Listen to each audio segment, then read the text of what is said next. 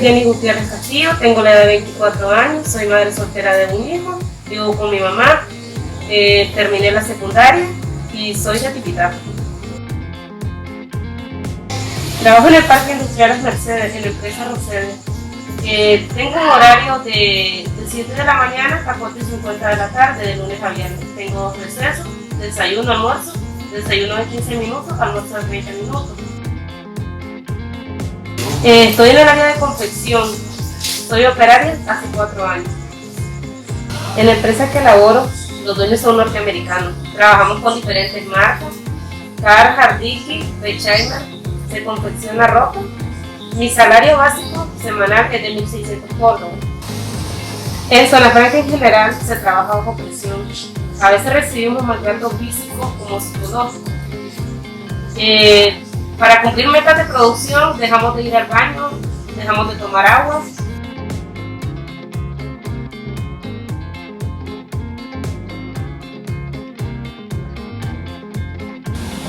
En higiene y seguridad no contamos con suficientes equipos de protección, ya que nos dan 2 mascarillas por mes.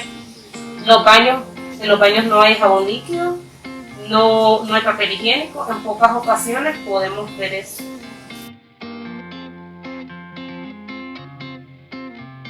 En la empresa no contamos con sindicatos, solo hay unas personas que se hacen llamar embajadores, los cuales los pone el mismo empleador. Durante la pandemia el personal se redujo a un 65%, despidiéndose a más de 15 personas por día, y las personas que quedábamos teníamos que hacer de 3 a 4 operaciones para cumplir los meses.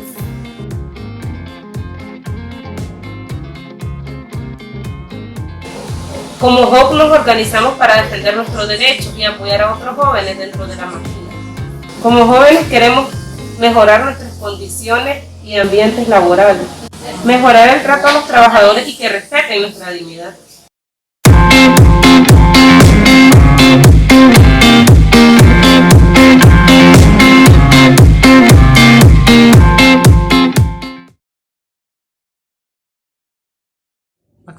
Okay. Bonsoir et bonjour pour certains. Je suis Dorian Kossi, membre de la JOC Congo-Brazzaville et je suis basé actuellement à Brazzaville. Alors je vais essayer de vous faire part de ce que j'ai vécu durant la période de la Covid. Pour faire court, je dirige une petite maison de bureautique où j'ai sous ma responsabilité 2 personnes, un petit frère et son ami. Les 2 sont des étudiants. Alors, durant la période de la Covid, sincèrement, c'était mort. Je dis bien mort. Il n'y avait plus d'activité. Plus d'activité. Parce que tout était aux arrêts. Les 2 petits ont été obligés d'aller au village parce que ici, on avait du mal, d'abord, à se nourrir, payer quelques petites factures et autres. Bon. J'ai été obligé de rester parce que fallait surveiller la maison. Disons la maison de bureautique. Ma maison aussi, le loyer. Donc il fallait rester là pour chercher des voies et moyens qui pouvaient me permettre de payer mes factures personnelles. Par là, je vois le loyer, l'électricité et mes déplacements. C'était vraiment difficile, comme je l'ai dit. Et ça a eu un impact vraiment capital sur le monde du travail. Déjà, comme vous le savez, c'est pas la fonction publique. Voilà. C'est dans l'informel. Et quand il y a des petits trucs comme ça, genre une pandémie ou encore je ne sais quoi qui vient impacter le truc, automatiquement tout est mort. Tout est vraiment mort. Donc c'est un peu ce qu'on a eu à vivre durant cette période. Et actuellement, au moment où je vous parle, tout est encore mort. Parce que j'ai vraiment du mal à me relancer. Bon.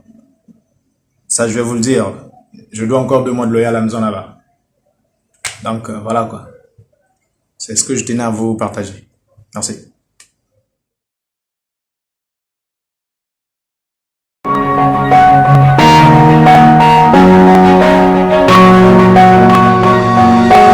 Hi everyone. Can you introduce yourself? What do you do for a living? What's your living situation? And what's your faith background if you have one? Hi, my name is Dilip John. I'm an international student here.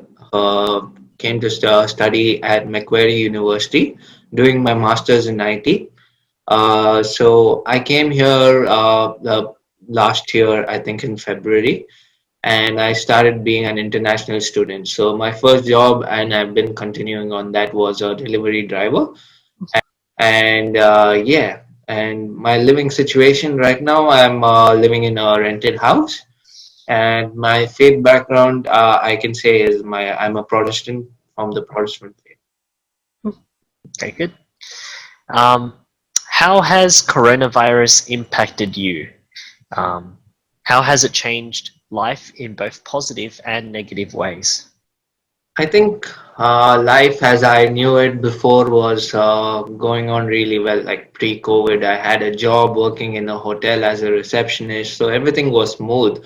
But when the coronavirus hit, every casual worker and the part-time worker got laid off because the entire business failed in terms of the domestic tourism and international tourism. So we got laid off our jobs, and it came as a very big surprise because I had my rent, I had my groceries, everything taken care of by the wages that was given to me by the work that I was doing. But when the coronavirus hit, everything stopped, and I had to look for another uh, viable option to support myself, and that's when I took up being a delivery driver, working as food delivery, and that helped me support myself for the time being. But apart from that, things have always been rough in terms of, yeah.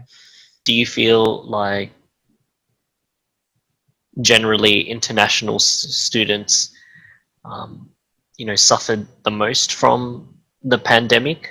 Yes, in I think. terms- Yeah, I think even an international student or a migrant or a asylum seeker are the ones who are mostly affected by the COVID because first thing, they didn't receive any support from any source of the university had support programs, but it was only very meager. It only lasted a couple of weeks or months. But yeah, apart from that, we didn't receive any support from our government back home.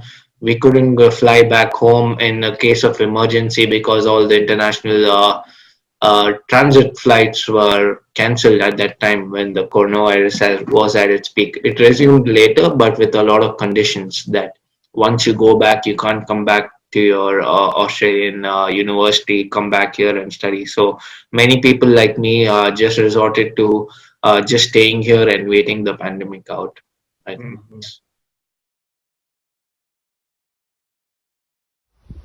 Hello there. We are a national action group on gender justice. We have collected a lot of testimonies on gender injustice and the role of the political and the economic system. Even though Germany seems really advanced in terms of gender equality, there are still many issues that people have to face. I work as an industrial clerk in a logistics department. A production site is next to our warehouse, so I have almost only men around me at work. In addition, various truck drivers come to us on a regular basis. They often find it very unusual that a woman works in the logistics office. However, it is very important to me that I do not get attention because of my gender, but rather because of my work performance. That's why I always dress discreetly, for example, no necklines or short dresses, and don't put any makeup on.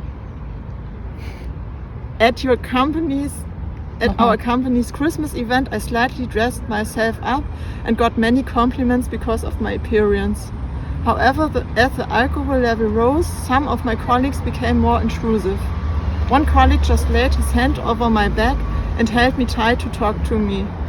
A while later, another colleague that I get along with very well stroked my back. I found both situations very unpleasant, and I tried to end them as quickly as possible. Nevertheless, it truly shocks me how quickly alcohol can make people pushy. So you have to overthink about how to dress when and where in order to avoid suffering from something like that.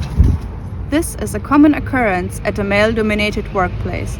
Women struggle to be taken seriously for their work performance and not being objectified. Overthinking our appearance and behavior daily weakens us and puts us into permanent disadvantage. Women are in danger of being sexually harassed. It occurs anywhere and at any time. Almost every woman experiences sexual harassment at some point of her life. So, let's fight together against sexism and the patriarchy.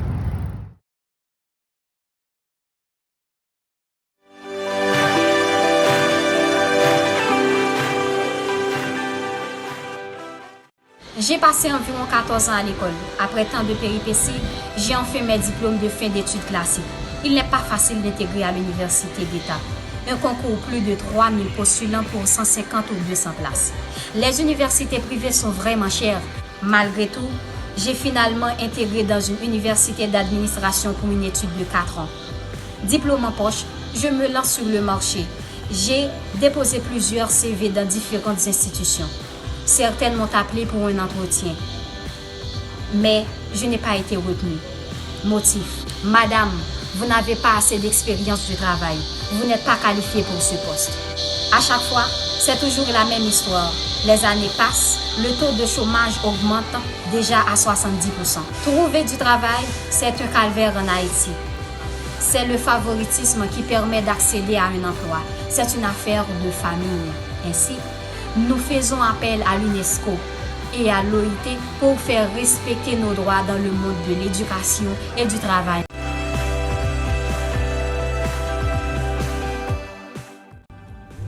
Actuellement en Haïti, la violation systématique des droits humains est devenue une monnaie courante. La prolifération des gangs dans presque tous les départements du pays, plus particulièrement dans la capitale haïtienne, empêche les Haïtiens à vivre comme des humains, car ces gangs n'est pas personne de les forfaits. Ces derniers jours, il ne passe un jour sans qu'il y ait un cas de kidnapping, de viol, d'assassinat et d'injustice de toutes sortes. Ces genres de situations arrivent par le fait que l'État n'existe presque pas et il n'y a pas de travail, ni aucun effort du côté de nos soi-disant de nos dirigeants pour permettre à la population de bénéficier des services de base plus élémentaires. Nous demandons à la communauté internationale, plus spécialement au Conseil de sécurité de l'ONU, dont Haïti est l'un membre des fondateurs, d'aider le respect de nos droits fondamentaux d'une manière plus précise, droit à la sécurité et à la justice sociale.